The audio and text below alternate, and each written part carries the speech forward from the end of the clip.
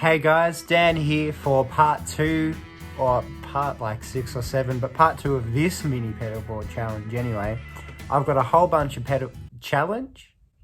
No, it's just putting a pedalboard together. I've got a whole bunch of pedals in front of me to shoot out.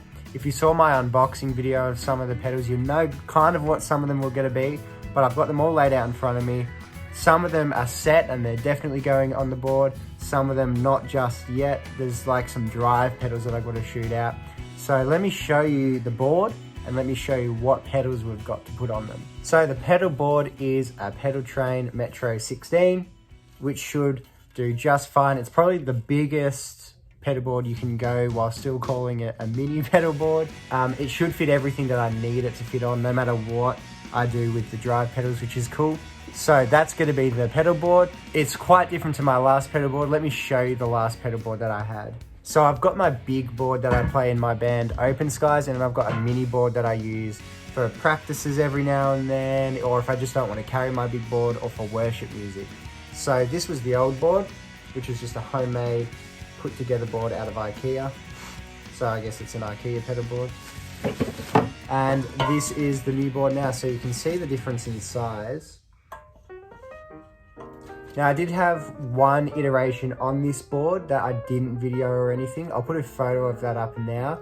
It was really cool. It was just me experimenting with some weirder sounds basically. Me and my mate planned to start a project kind of similar to like Snarky Puppy and Wolfpack and stuff, and I just thought maybe some weirder sounds are gonna go well. But now I've kind of gone back from that, and I'm kind of just leaning now to having my main big pedal board for Open Skies and this new project and other stuff, and then having a mini / medium pedal board purely for worship music, because I play a lot at church and I think that's going to be really handy. And I'll just use it a whole lot more than having a mini pedal board that kind of has no identity, I guess. So let me show you the pedals now. So here's what we've got going on the board. This is our power supply. It's a Tom's Line rechargeable power supply, which is really cool. I've used this so much and it's only ever let me down once, where I've found like a glitch in how it works, I guess, but it still does the job, and it was really cheap as well. What else is definitely going on the board? Well, the Nux Atlantic delay and reverb is. I've actually got one of these on my main board, you can see there, but I wanted two because this is a worship musician's dream pedal. It does all the delay you ever need, does all the reverb you'll ever need. You can see it's got 3 different types of reverb, 3 different types of delay, all the subdivisions, tap tempo, shim reverb when you hold it. It's a great price. It literally does everything. It looks very similar to another brand famous for their delays and reverbs, but this is just so good for the price. I can't recommend this pedal enough. Boss volume pedal, a necessity for worship music, so that's going on. Potone tuner. I haven't decided whether I'll use this as a boost, because it can be used as a boost as well, or have it in the tuner out of the volume pedal. It'll depend what we do at the gain stage. Nux Monterey Vibe. Haven't tried this yet, but Univibe is my favourite modulation. And I think it does like some rotary stuff, some phaser stuff, some vibrato stuff as well. So this just might be the most versatile pedal on my board, which is really cool. Azure compressor. Such a great tone shaper, always on compressor. Here's how I look at it. You've got your tone shape here with your EQ, your always on tone shaper, you've got your clean boost, and you've got your compressor. So it's literally got the 3 main always on pedals that you would ever use, which is really cool. It's really cheap as well. Kind of looks ugly, but still one of my favorite compressor pedals I've ever used. And for the gain stages, these are the pedals I'm auditioning. So it's either going to be the Palisades by Earthquaker Devices on its own, because that's got gain 1, bit more gain, boost, so that's really cool. Or it'll be Stoned Grasshopper, which is, so it's got the fuzz, a tube screamer type pedal, and a boost in it, and that'll either be paired with the CMAT Mod Signa Drive or this K-Line Orange Burst, which I've repainted. So I'm thinking, I'm kind of leaning towards this, because if I can get this on the board, then I can use this as my everything I need bass pedal that I take to gigs when I need to play bass on those rare occasions. and then I can keep this around for whenever I need it and get rid of this because I can get a bit of money for that, which is cool. Although money shouldn't matter in this situation, it should be just whatever sounds good. But I think, to be honest, the versatility on this will just be too good to pass up. So we're going to shoot them out in all iterations of what I could go with, if that makes sense, which is either going to be the Palisades on its own, Stoned Grasshopper with C-Map Mod Signet Drive, or K-Line Orange Burst. So we'll shoot them all out. What probably won't happen unless it sounds amazing is this Palisades with one of these, which I'm hoping kind of does not happen, because if I can get all my drive sounds from one pedal, that would be incredible.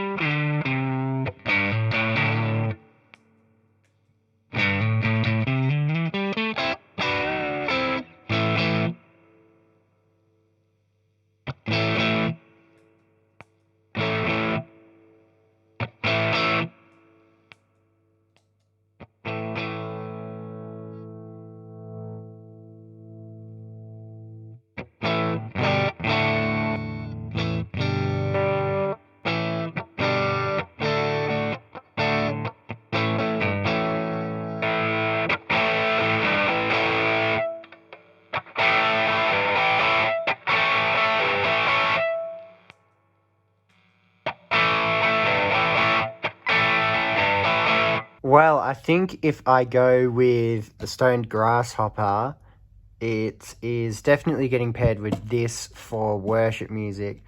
This sounded phenomenal. It had such a great mid-hump and push, and it just sounded like a classic rock tone. But for worship, I think this has to win. Also, I feel like I can definitely get sounds like this from this pedal with a bit of EQ adjustment and stuff. So I think this wins if I'm going with the Stoned Grasshopper. This is getting paired with the K-Line Orange Burst. So C-Map Mods, sorry to say, you are out.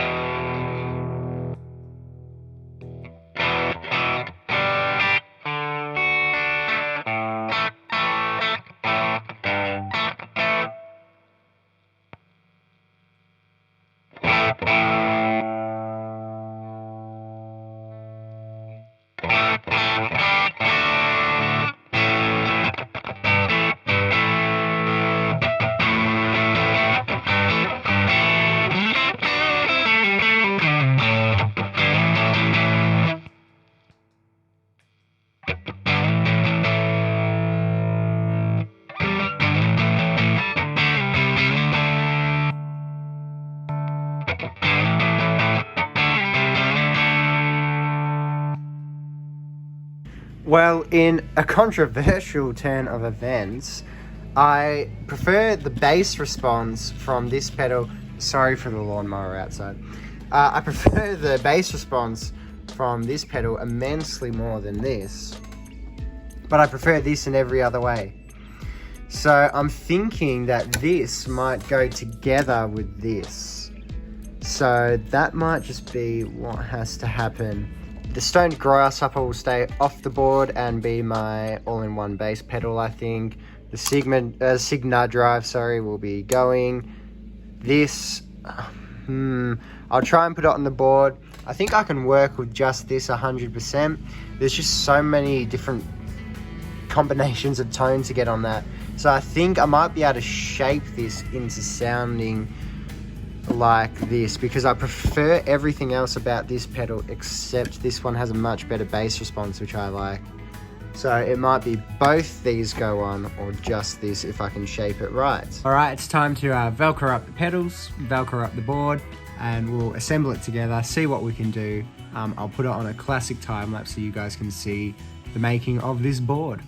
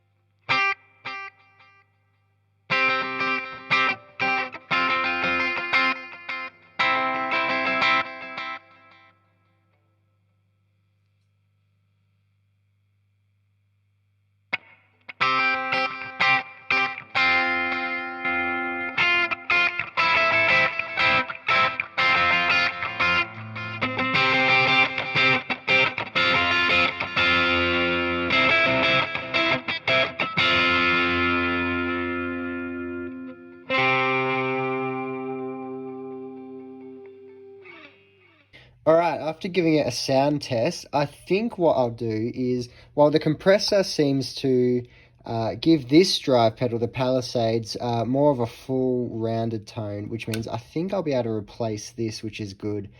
So I think this is going to be what it is. This is going to be set as this, other than this K-Line Orange Burst, which will go maybe for an octave pedal, like a Micro Pog or something else. If you have any suggestions for what I could replace this with, just let me know in the comments below. Well, I hope you enjoyed this video of me assembling this pedal board. I hope you enjoyed the sounds. Let me know what you thought of the sounds below. Please leave a like, comment, sub, and all that stuff. And let me know what you think I can replace that Orange Burst with in the comments below. So I will see you in the next video.